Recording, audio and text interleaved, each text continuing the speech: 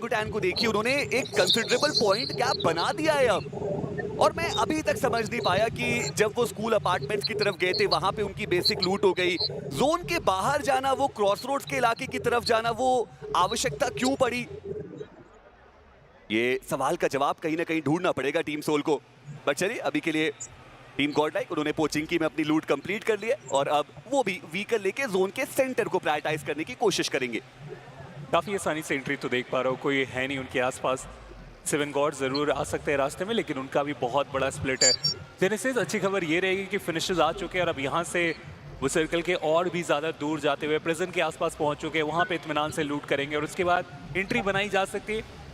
But Godlike सीधा हिल की तरफ जाना चाह रहे हैं, आसानी से वहां पे एंट्री मिलने वाली है। बट सेवन गॉड्स के कुछ प्लेयर्स यहाँ पे ऑलरेडी मौजूद थे। मोक्ष को आप देखिए, उन्होंने देखा एक टीम की एंट्री हो रही है तो मोक्ष यहाँ से निकल जाएंगे। उन्हें ही पता है कि इस पहले स्टेज में इतनी जल्दबाजी करने की कोई जरूरत है नहीं, लेकिन अच्छी खबर, godlike centre of the circle आ चुके हैं इस पहले स्टेज पे।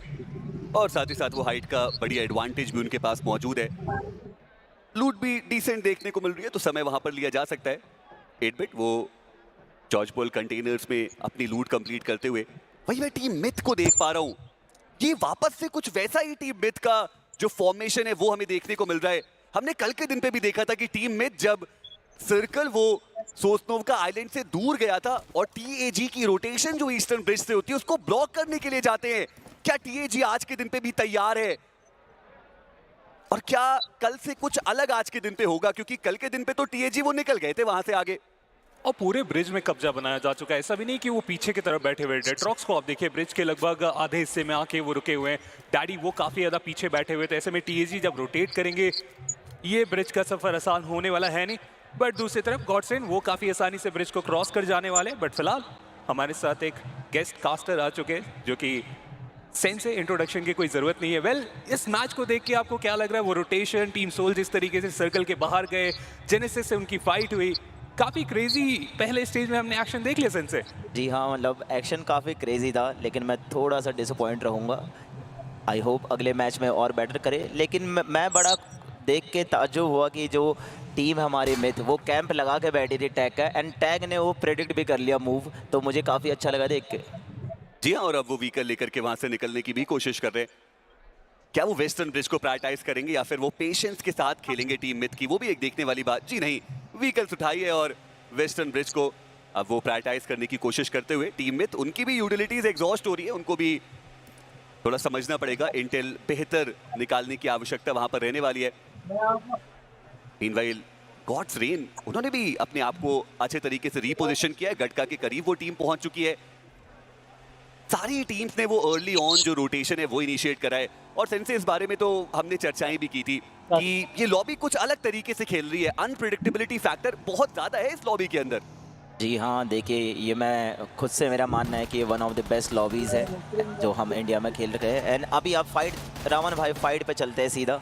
जी हाँ, ये रिप्ले हम देख रहे हैं सेन से, जो आप जेनेसिस और टीम सोल के बारे में जिक्र कर रहे थे कि बहुत अलग तरीके की ये लॉबी हो रही है। कुछ भी हमें यहाँ पे होता हुआ देखने को मिल रहा है। टीम सोल आसानी से सर्कल पे होल्ड बना के रख सकते थे, वो सर्कल के बाहर गए। उसके बाद रिएक्शन आप देखिए आइजल साहब का, बिल्कुल भी खुश नहीं है। लेकिन दूसरी तरफ फ्यूरी, उन्हें पता है कि हर एक पॉइंट बहुत ज्यादा वो इम्पोर्टेंट। लाल, इस पहले स्टेज में एक टीम की एलिमिनेशन, और जहां तक आपने रोटेशन की बात की सेंसे की, काफी अच्छे तरीके से रीड कर ली गई थी। टीएजी आसानी से दूसरे ब्रिज से निकल के चुके हैं। बट पहले दो मैचेस आपने भी देखा है सेंसे, विक्टोरियस समर्स के लिए आप क्या कहना चाहेंगे? क्योंकि इतना बड़ा कमबैक सिर्फ 2 मैचेस में, मजा आपको भी आया होगा। देखिए, मैं मानता हूँ कि जो डे ऑफ कमबैक रहता है, हम उसे बोल सकते हैं डे ऑफ विक्टोरियस समर्स, क्योंकि वो टीम उसने हमेशा कमबैक करके दिखाया जब सबसे ज़्यादा उन्हें कमबैक करने की ज़रूरत थी। लेकिन मैं बड़ा शौक हूँ मिथ को देख कर अब तक कि वो अभी भी जोन के बाहर ब्रिज कैंप लगाए बैठे हैं। उन्हें बिल्कुल भी पता नहीं लग रहा कि जो टीम्स हैं ऑलरेडी जोन जा चुकी है, जिनके लिए उन्होंने कैंप लगाया वो भी जोन जा चुकी है, तो इन्हें आगे वाले गेम में काफ़ी ज़्यादा कॉस्ट करने वाला है।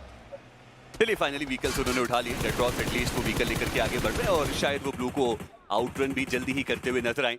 नेब्लो ऑन द अदर हैंड, उन्होंने टीम तमिलास के रोटेशन को चेक किया। अभी भी टीम तमिलास वो सर्कल के बाहर है। एक राउंड द सर्कल रोटेशन, शायद वेस्टर्न एजेस को वो प्रायोरिटाइज करना वहां पर चाहे। नेबुला का भी एक बड़ा स्प्लिट हमें देखने को मिल रहा है और ऐसे में मुझे लगता नहीं कि टीम तमिलास को ज्यादा दिक्कतें होने वाली है। कवर्स यहाँ पर मौजूद है और जी हाँ, टीम तमिलास एंट्री अब हो चुकी है उनकी सर्कल के अंदर। वेस्टर्न साइड में ज़्यादा दिक्कत उन्हें हुआ नहीं है कई बार रोटेशन की, जब भी बारी आती है, क्योंकि ड्रॉप भी आप देखिए वेस्टर्न साइड के अराउंड ही वो लेते हैं और कंटेनर्स काफ़ी जल्दी वो हिट करना चाहते हैं। और कंटेनर्स बैटल हम देखने वाले हैं एक बार फिर से। सेमीफाइनल लास्ट चांस में हमें एक एक मैच देखने का मौका मिला था और एक बार फिर से इस ग्रैंड फाइनल में उन कंटेनर्स की तरफ जाने की शुरुआत हो चुकी है। मिथ हालांकि काफ़ी लेट आ रहे हैं उस ब्रिज ब्लॉक के चक्कर में, लेकिन दिक्कत मुझे लगता है होना नहीं चाहिए इन प्लेयर्स को। स्पॉट कर दिया गया है वहां पे ट्रेस गॉड, उन्होंने भी देख लिया उस प्लेयर को, जैसी पीक करेंगे डैमेज दिया जा सकता है। और जी हाँ, डैमेज भी वहां पे दिया गया ट्रेस गॉड, एचपी उनकी भी थोड़ी कम हुई। पर सेंसे बहुत बहुत शुक्रिया हमारे साथ जुड़ने के लिए। आपकी जो इनसाइट्स होती है वो बहुत ज्यादा हेल्पफुल भी होती है ना। हम प्रेटी श्योर की जो ऑडियंस है उनको भी एक अलग पर्सपेक्टिव जरूर मिलता है। जी बिल्कुल, और मैं ऐसे आता रहूँगा अपने पर्सपेक्टिव लेके एंड देखूंगा, लेकिन ये जो गेम है काफ़ी इंटेंस चलता है। बट फिलहाल फाइट की शुरुआत हो चुकी है। टीजी सीधा नेबुला ई-स्पोर्ट्स की तरफ वो अटैक करते हुए फिनिशर्स यहाँ पे निकालते चले जा रहे हैं। सही वक्त में वो अटैक और नेबुला ई-स्पोर्ट्स बहुत बड़ा स्प्लिट बना के रखा गया था। वेस्टर्न साइड का ये एज, काफी इंटरेस्टिंग रोटेशन टीएजी की तरफ से हमें देखने को मिल रहा है कि कहाँ अभी कुछ समय पहले ब्रिज पे थे, एकदम से सर्कल के वेस्टर्न साइड में आए, नेबुला ई-स्पोर्ट्स को चैलेंज किया गया। फिनिशर्स भी बटोरेंगे, उन क्रेट्स को लूटेंगे, लेकिन इस गाड़ी को काफी आसानी से पलट दिया जाएगा। दिक्कत होना नहीं चाहिए इस पॉइंट पे। और सबसे अच्छा जो विषय अब मैं देख पा रहा हूँ कि वेस्टर्न साइड टीएजी के लिए पूरे तरीके से खाली है। और देखिए डिफिकल्ट रहता है अगर आप हर बार ईस्टर्न ब्रिज को ही प्रायोरिटाइज करके रोटेट करते हैं, फिर उसके बाद एक चैलेंज आपको मिलता है, आप वेस्टर्न ब्रिज को प्रायोरिटाइज करते हैं और वहां से भी अच्छी रोटेशंस अभी तक उन्होंने करके दिखाई है। तो ये बात तो तय है कि ये डिस्कशन कल ही हुआ था कि अगर ऐसा सर्कल शिफ्ट होता है तो किस प्रकार से वो अपनी रोटेशंस को अंजाम देंगे।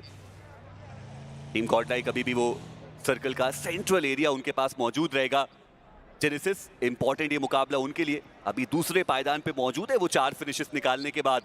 पर एक बार फिर से उन्होंने अपना एक खिलाड़ी थोड़ा अर्ली ऑन गवा दिया है। बट जोन का ये शिफ्ट आप देखिए, टीम डिवाइन टेबल टॉपर्स अब उनके पास है सर्कल का डॉट सेंटर ऑफ अट्रैक्शन मैं यहाँ पे देख रहा हूँ, क्योंकि हर तरफ से उनके तरफ टीम्स बढ़ रही है। विक्टोरिया समस नॉर्दर्न साइड से आ रहे हैं, वशिष्ठा ई-स्पोर्ट्स भी काफी जल्दी उसी ओर जाएंगे।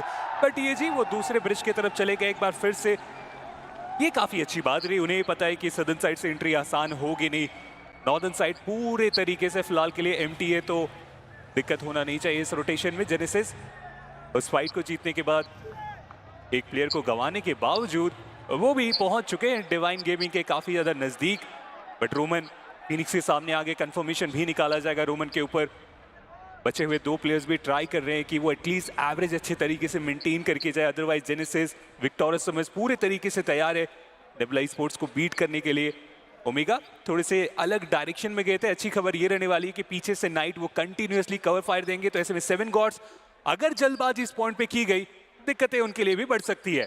देखिए अगर मैं डिवाइन के पर्सपेक्टिव से सोचूं तो मुझे लगता है कि डिवाइन के पास एक बहुत सुनहरा मौका है कि वो गेम ओवर सा कर दे। अगर इस सेंट्रल पोजीशन से डिवाइन वो चिकन डिनर लेकर के जाती है, एंड डिवाइन बीइंग डिवाइन मैं मान के चल रहा हूं कि 10 फिनिशेस तो कम से कम भी वो लेकर के जाएंगे, वो सच में एक बहुत बड़ा डिफरेंस क्रिएट कर सकते हैं और उसके बाद लड़ाई दूसरे पायदान की हो सकती है। पर फीनिक्स उन्होंने एम गॉड को डाउन किया, फिनिश कंफर्मेशन भी आया।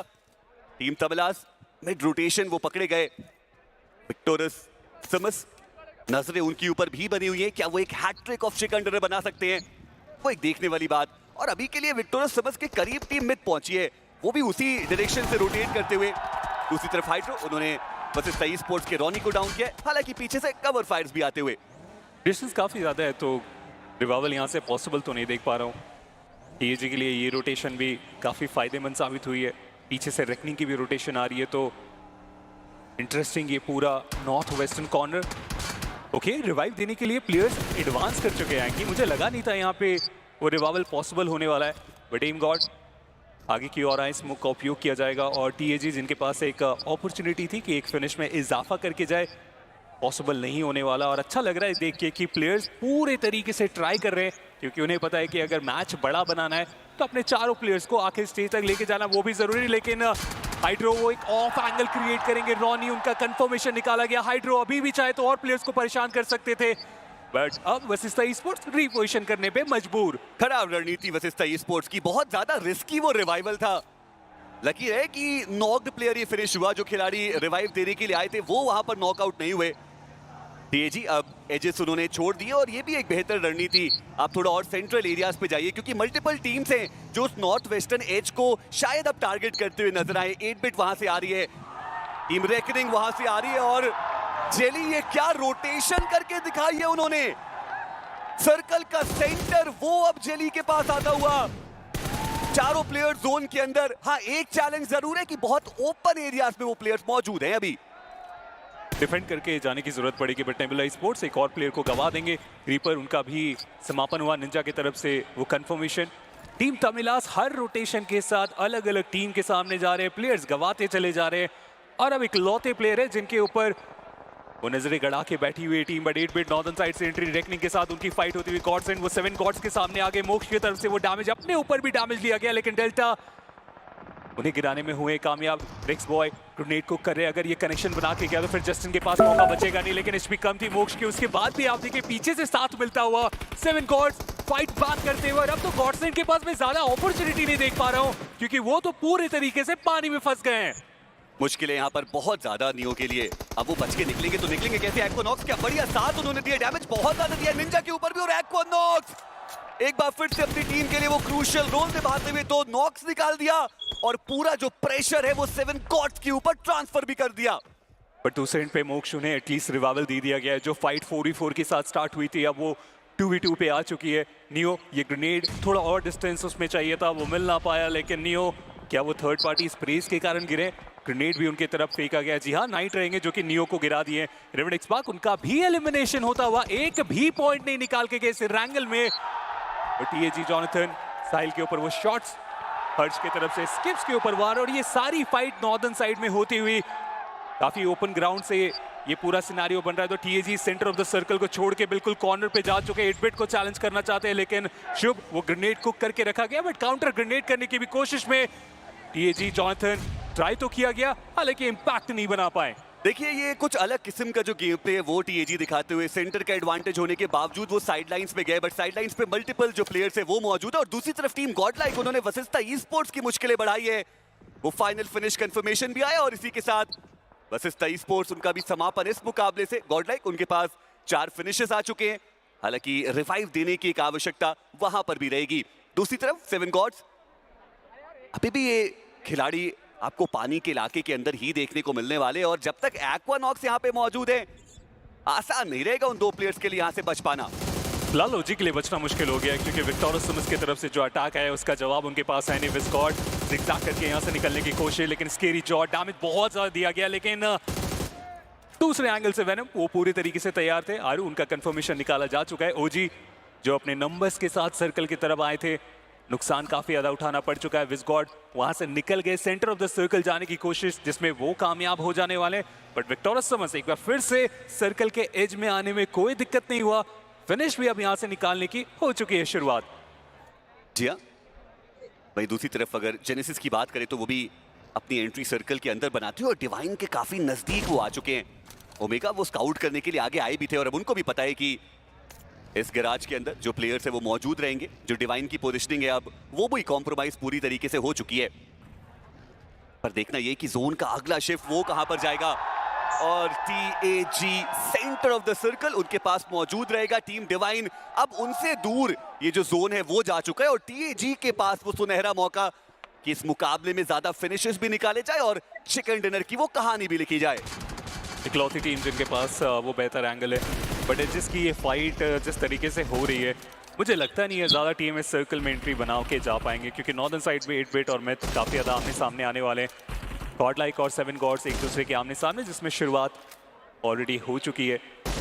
दूर से वो नॉक निकाला गया, कंफर्मेशन का अभी भी इंतजार करना पड़ेगा। विस्गॉड जो कि काफ़ी ज़्यादा आगे चले गए थे, सर्कल के सेंटर में भी पहुंचने में हुए थे कामयाब, उनका भी एलिमिनेशन होता हुआ। कुछ खास फर्क पड़ा नहीं एंकी, क्योंकि टीम सोल के एलिमिनेट होने के बाद ओजी के पास अपॉर्चुनिटी थी कि उस पॉइंट को डिफरेंस को बढ़ा के जाए, वो नहीं बना पाए इस मैच में वो डिफरेंस।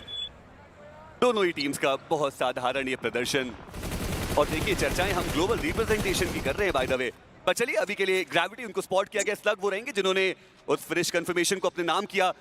जेनेसिस काफी ओपन एरियाज से वो जोन के अंदर जाने की कोशिश कर रहे हैं, हालांकि ये साउथ ईस्टर्न एज अभी के लिए तो खाली है। दूसरी तरफ मिथ और 8 बिट अब वो भी एक दूसरे के बहुत नजदीक। 8-बिट के पास मौका है गेट कीप करने का। हर्षल बिल्कुल ओपन एरिया से वो आगे बढ़ते हुए स्किप बढ़िया टाइम पे उन्होंने व्हीकल के अंदर गेट इन किया। हर्षल भी डाउन है टीममेट, वो बचती है मात्र 2 प्लेयर्स के साथ। वहीं दूसरी तरफ जेनेसिस तो उन्होंने सीधे टीएजी के ऊपर पुश कर दिया। फ्यूरी डाउन है, हंटर्स उन्होंने वो एक फिनिश कंफर्मेशन निकाले और जॉनसन उनको वहां पे डाउन किया गया, बट जेली वो मौजूद थे कवर देने के लिए। 6 फिनिशेस आ चुके हैं टीएजी के पास, पर गवा दिया उन्होंने हाइड्रो को। ये बहुत रिस्की था क्योंकि बैकअप देने के लिए तो कोई मौजूद ही नहीं थे वहां पे, लेकिन विक्टोरियस समर्स उनकी एंट्री हो चुकी है। थर्ड पार्टी करना चाह रहे थे। उस फाइट के समाप्ति के बाद एंट्री हुई है। ओएस, क्या उन्हें अंदाजा है कि उनकी आंखों के सामने एक प्लेयर मौजूद है? जेली उन्हें भी गिराया जा चुका है। जॉनथन इस कंपाउंड में अकेले फंसे हुए और विक्टोरियस समर्स अपने नंबर्स के साथ आने वाले। सर्कल का सेंटर इनके पास था, अपॉर्चुनिटी थी उस कमबैक की, लेकिन वो पूरे तरीके से चकनाचूर होती हुई। पहले जेनेसिस और अब विक्टोरियस समर्स। जॉनथन ग्रेनेड हाँ वो कुक किया जा रहा है, लेकिन विक्टोरियस समर्स के पास भी अच्छे खासे वो यूटिलिटीज हैं। कहीं ना कहीं से तो वो कनेक्शन बना ही लेने वाले, बट जॉनथन क्या इस क्लच को अंजाम दे पाएंगे? चलिए यहाँ पे देखते हैं, क्योंकि स्मोक के साथ वो विजन पूरे तरीके से ब्लॉक। टीएजी हाथों में आया हुआ ये मैच सर्कल के सेंटर में होने के बावजूद कुछ भी नहीं कर पाए इस एंगल में। मिड के लूसिफर वो आखिरी खिलाड़ी बचे थे। विक्टोरियस समर्स ने कहा thank you so much. 6 finishes आ चुके हैं इस टीम के पास, जो आंकड़ा